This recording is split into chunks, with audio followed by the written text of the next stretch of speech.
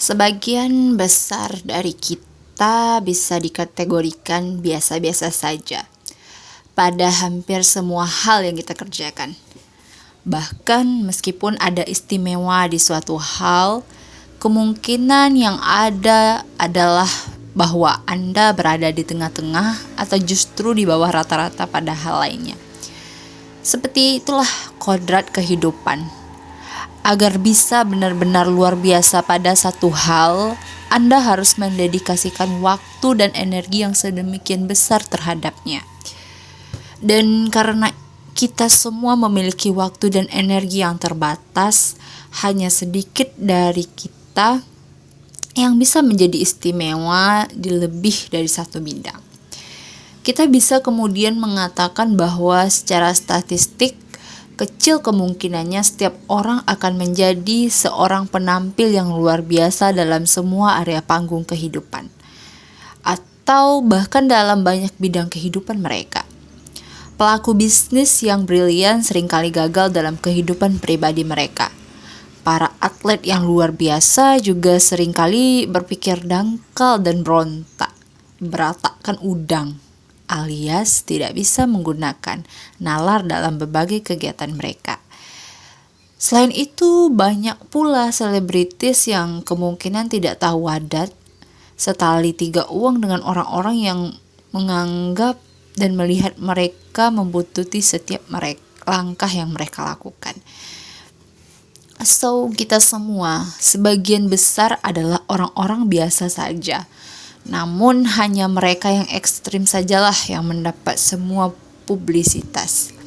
Pada dasarnya kita semua tahu tentang hal ini, tapi kita jarang memikirkannya atau membicarakannya. Dan pastinya kita tidak pernah mendiskusikan mengapa hal ini bisa menjadi sebuah masalah. Mempunyai internet, Google, Facebook, YouTube, dan akses ke 500-an saluran televisi sungguh mengagumkan, bukan? Namun perhatian kita ada batasnya.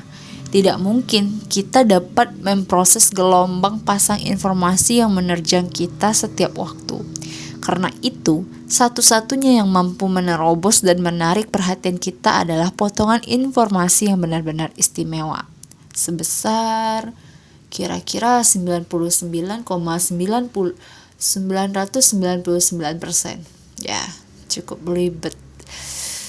Sepanjang hari, setiap hari, kita dibanjiri dengan hal-hal yang luar biasa. Terbaik dari yang terbaik, terburuk dari yang terburuk.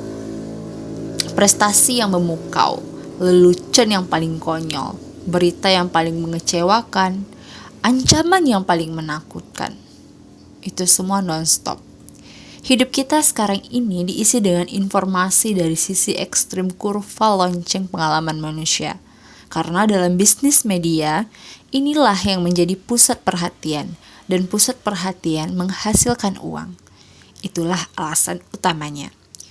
Padahal mayoritas kehidupan berada di level tengah yang membosankan.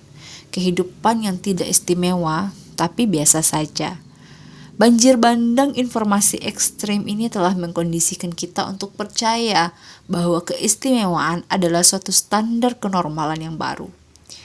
Dan karena kita adalah orang yang biasa-biasa saja, luapan informasi yang membuat segala hal yang istimewa ini membuat kita merasa rapuh dan putus asa. Karena jelas, kita bagaimanapun juga tidak cukup bagus. Jadi semakin lama kita merasa perlu untuk mendapatkan kompensasi melalui pengistimewaan diri dan aneka ketergantungan. Kita menggunakan satu-satunya cara yang tidak tahu benar, entah dengan mengistimewakan diri sendiri atau mengistimewakan orang lain. Ya, begitulah. Beberapa dari kita melakukannya dengan cara mengerjakan petuah-petuah cepat kaya. Sangat banyak berada dan beredar di media sosial. Lainnya dengan melintasi samudera demi menyelamatkan bayi-bayi yang kelaparan di Afrika. Lainnya berusaha tampil menonjol di sekolah dan memenangkan setiap penghargaan. Lainnya dengan menembaki sekolah. Lainnya dengan melakukan seks dengan sembarang makhluk asalkan bisa bersuara dan bernafas. Inilah yang menyatukan budaya keistimewaan yang sedang berkembang seperti yang saya bicarakan sebelumnya. Angkatan yang lahir di era milenium sering disalahkan atas pergeseran budaya ini. Namun itu sepertinya karena mereka adalah generasi yang paling terlibat dan terlihat.